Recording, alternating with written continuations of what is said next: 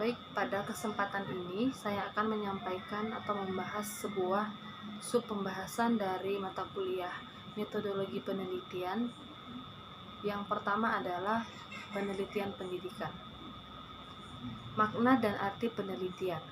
Penelitian atau research dapat diartikan sebagai upaya atau cara kerja yang sistematik untuk menjawab permasalahan atau pertanyaan dengan jalan mengumpulkan data dan merumuskan generalisasi berdasarkan data tersebut. Diartikan juga sebagai proses pemecahan masalah dan menemukan serta mengembangkan batang tubuh pengetahuan yang terorganisasikan melalui metode ilmiah.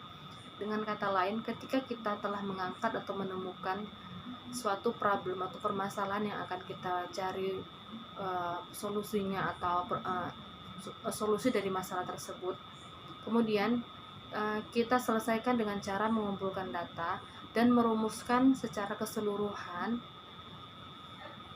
melalui metode ilmiah yang telah kita rumuskan. Kemudian penelitian pendidikan. Apa sih penelitian pendidikan?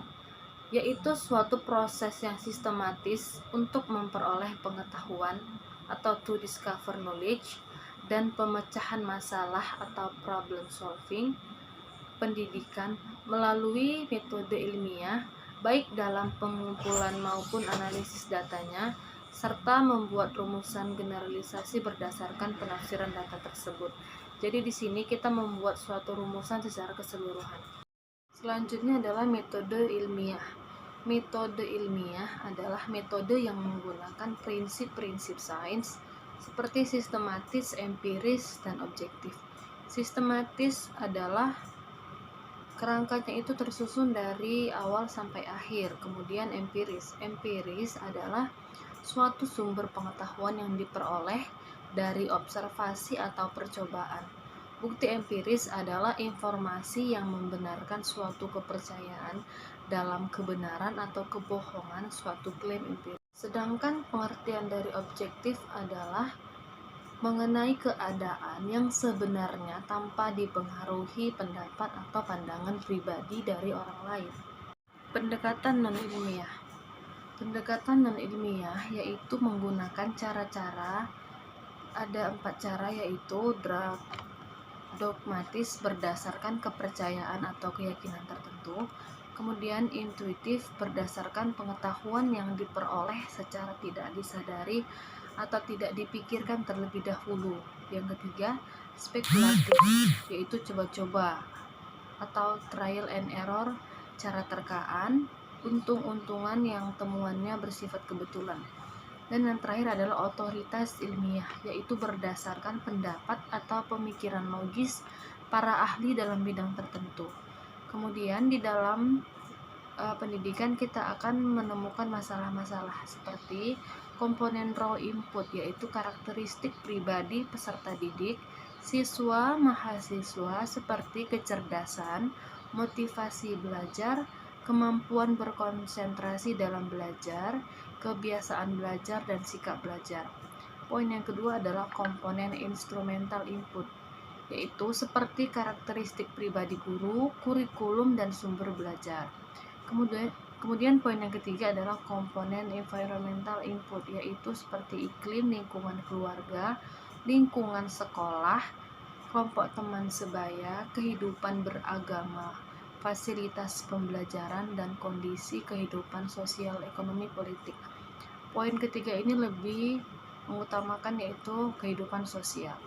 Dan poin yang keempat adalah komponen proses, seperti kualitas interaksi guru dan siswa, penerapan metode-metode pembelajaran, pemanfaatan teknologi pendidikan dalam pembelajaran, dan komponen output seperti kualitas indeks prestasi belajar, kualitas sikap, perilaku, dan keterampilan atau kecakapan dari peserta didik.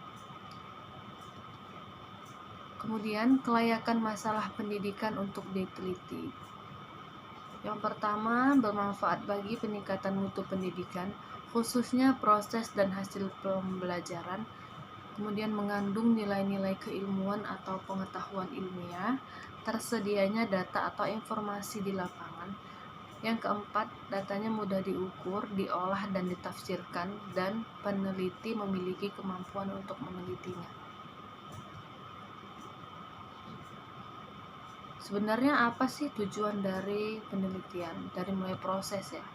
Proses itu dia ada 5 poin.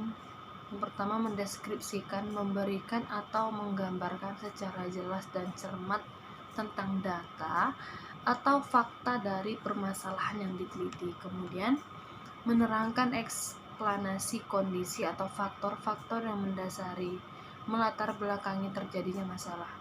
Selanjutnya, menyusun atau merumuskan teori-teori hukum-hukum mengenai hubungan antara faktor yang satu dengan yang lainnya atau peristiwa yang satu dengan peristiwa lainnya. Kemudian setelah itu kita membuat prediksi, estimasi, dan proyeksi mengenai peristiwa-peristiwa yang akan terjadi atau gejala-gejala yang bakal muncul ke depannya.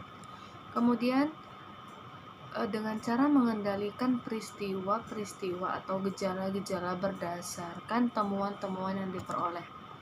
Dan hasil dari penelitian itu nantinya penelitian bertujuan untuk memperoleh pengetahuan, pemecahan masalah atau rumusan teori-teori baru.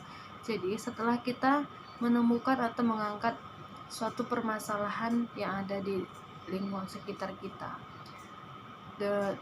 setelah itu dengan harapan atau tujuan dapat memperoleh pengetahuan atau pemecahan masalah atau rumusan teori-teori baru.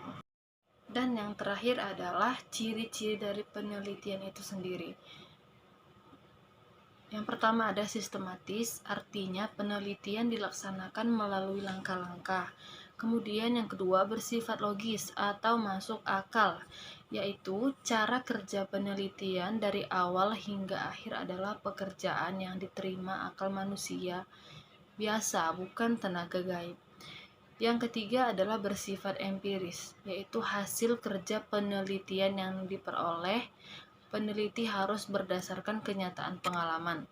Kemudian yang keempat bersifat reduktif, yaitu penelitian dapat dilakukan pada sebagian dari subjek yang diteliti. Yang kelima adalah bersifat replikasi, yaitu penelitian dapat dilakukan berulang-ulang terhadap masalah yang sama. Kemudian yang terakhir adalah bersifat transmittable, yaitu hasil penelitian menyampaikan pesan-pesan tertentu.